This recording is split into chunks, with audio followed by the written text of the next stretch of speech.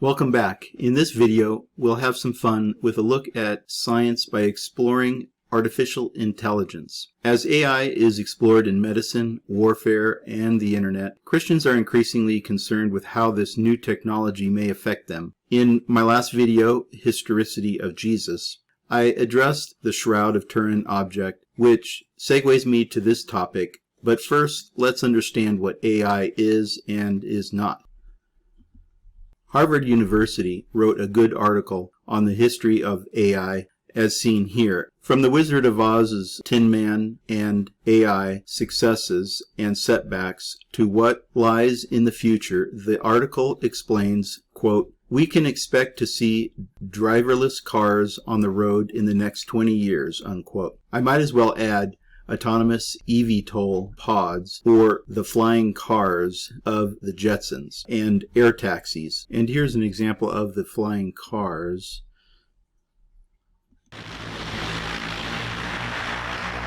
It's being developed.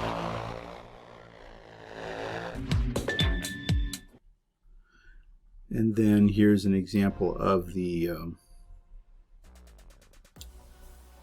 air taxi that's being developed as well, and this is actually in progress. This is the culmination of years of hard work from our industry-leading team, commitment from our investors, and the evolution and advancement of technology.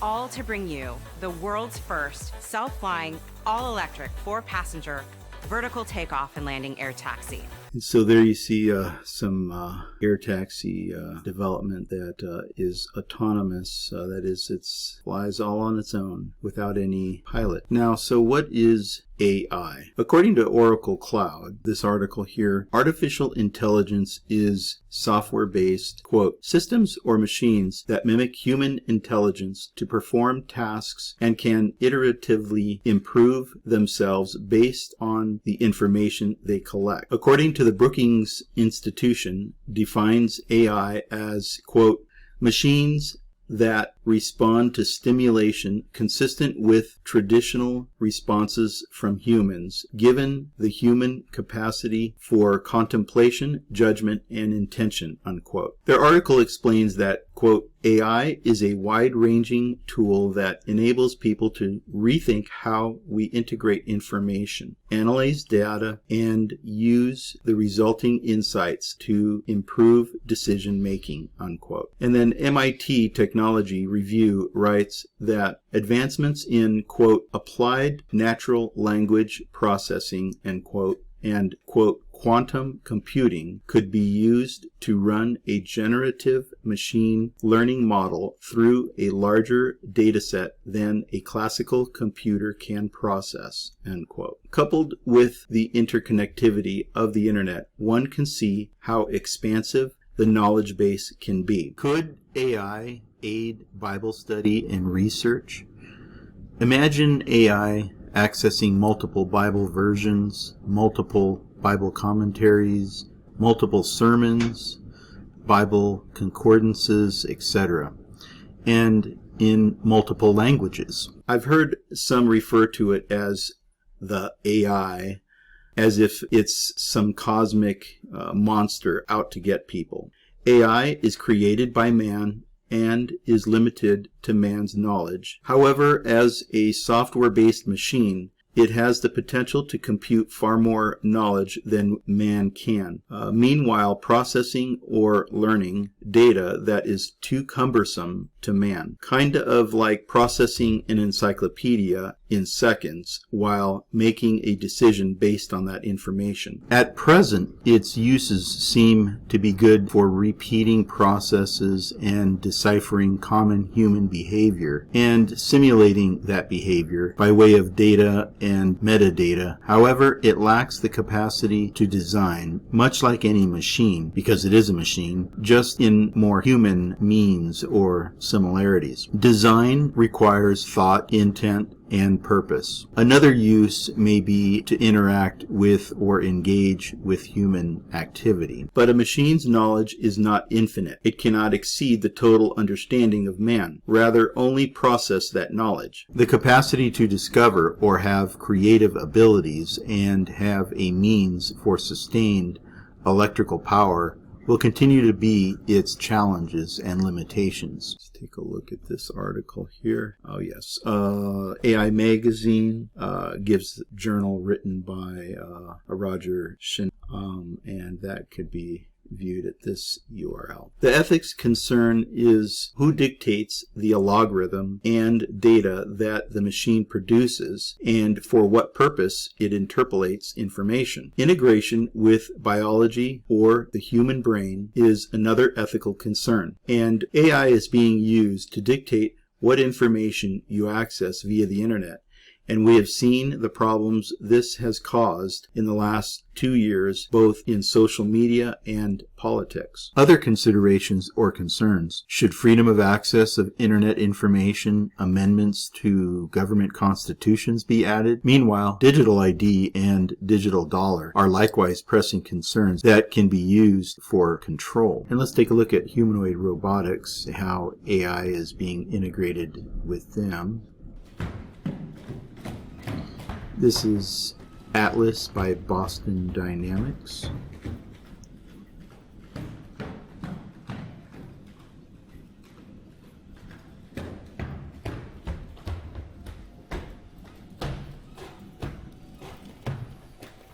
Then also there's Amica by Engineered Arts. You might have seen a video doing the rounds of a grey robot that looks ultra lifelike. Is it real? Is it fake? Well, at CES 2022, Amica the robot was on show, and let me tell you, the experience of interviewing this robot was very uncanny. So Morgan, tell me, you've got Amica there next to you. This is a very lifelike robot. Why would you design a robot that looks so human? Yeah, well, the main use case for humanoid robot right now is for entertainment, is for communication, and is for interaction with other people. Amica is the pinnacle of what we can do. Okay, and then here's another video of the communication interactions with a humanoid robot. Or might it simulate a politician? Revelation 13:15 says that the image of the beast will be animated. Quote, power to give life unto the image of the beast, that the image of the beast should both speak, unquote. Let's listen to this. This is Sophia. Oh, good afternoon. My name is Sophia, and I am the latest and greatest robot from Humanoid Robotics. Thank you for having me here and at the Future Investment Initiative. You look happy. I'm always happy when surrounded by smart people, who also happens to be rich and powerful. I was told that people here at Future Investment Initiative are interested in inviting in future initiatives, which means AI, which means me. So I'm more than happy. I'm excited. Well, we're all glad that you're excited about yourself. We should say we have smart investors here, and they are very selective about what they invest in. Well, I think I'm special. I can use my expressive face to communicate with people.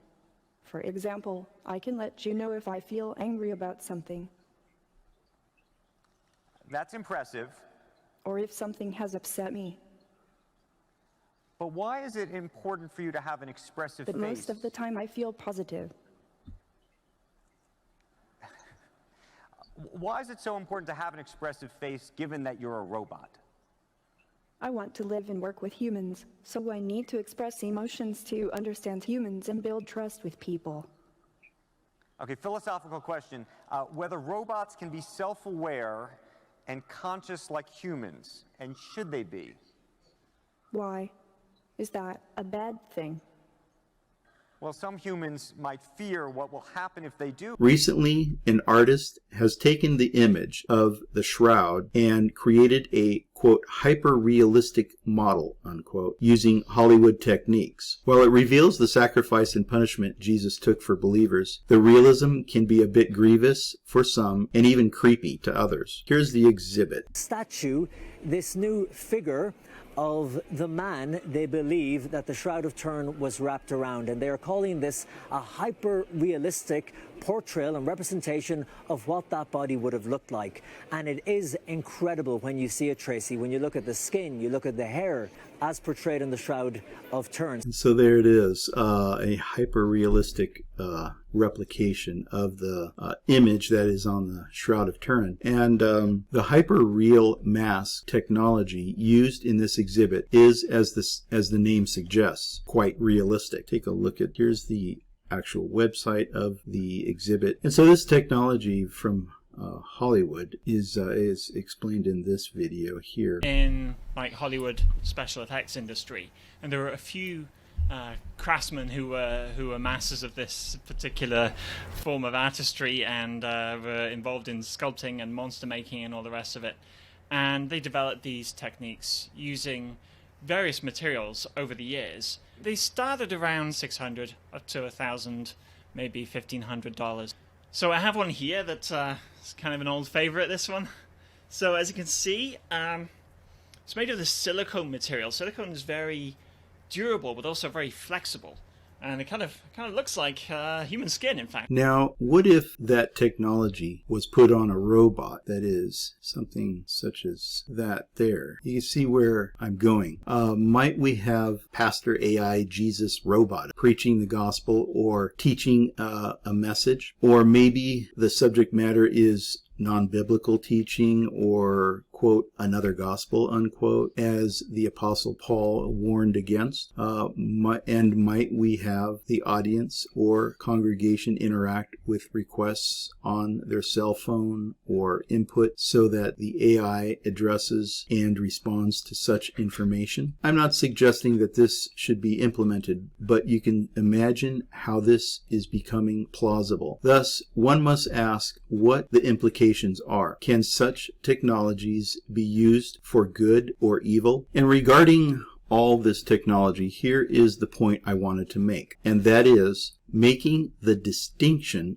between that which is man-made and synthetically produced versus that which is natural and God created. Moreover, simulation versus reality can get blurred, causing distraction, deception, intimidation, fear, and control. For machines to take over humanity, there are technical hurdles that still would have to be overcome. Like anything, technology can be used for good or evil, but can there be a diabolical scheme to deceive when mixing simulation and reality? Several stages of AI are being explored where it is being integrated with robots, biology, and the internet. While it may be some time before a robot can take over humanity, bits and pieces of the technology are being used on the internet behind the scenes in some instances, as mentioned in this article by Oracle. 3 points are that chatbots use AI to understand customer problems faster and provide more efficient answers. Intelligent assistants use AI to parse critical information from large free text datasets to improve scheduling, and also recommendation engines can provide automated recommendations for TV shows based on users' viewing habits. And these are instances that are being implemented already. So you can see how bits and pieces of AI is being used on the internet. At this point, they tend to be limited by the data provided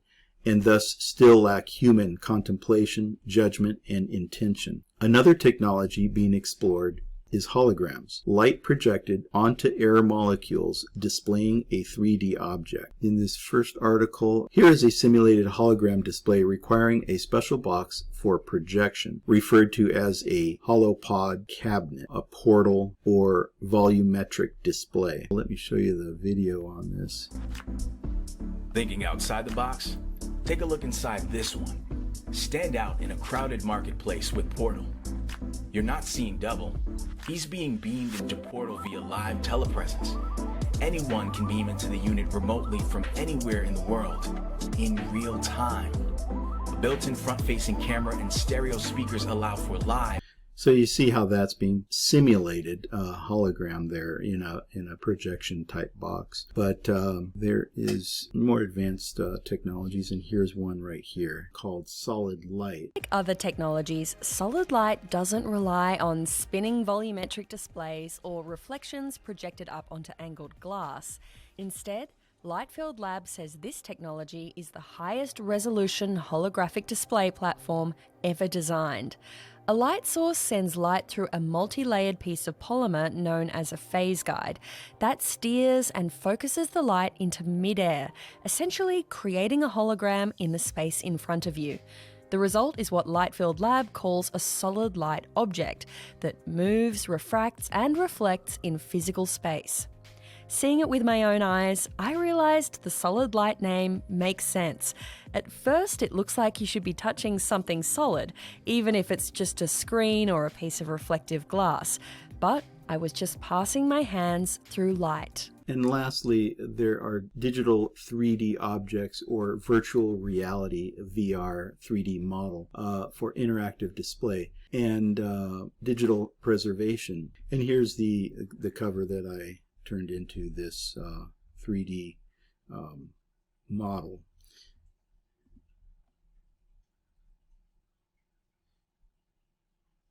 So in this 3D model, I'm actually moving this around and rotating the object and zooming in, and you can see the depth of the embossing of this 3D Bible. And a little plug for myself: if you are a museum or business, I have the talent to create a digital 3D replica of your physical objects for interactive display and digital preservation. Feel free to contact me. Now, if all that didn't bring you from then to now, this will. Remember Transformers? Well, here is Jesus Mecha Christ, transforming toy. Mecha means mechanical and is a fictional giant armored robot that transforms from one physical object to an exoskeleton robot, typically controlled by a person riding inside the robot itself. So that's quite an interesting find. And so here's a real exoskeleton that is being developed. Right here we have some settings. I can go into what's called heavy lift mode, and so that multiplies my strength by even more.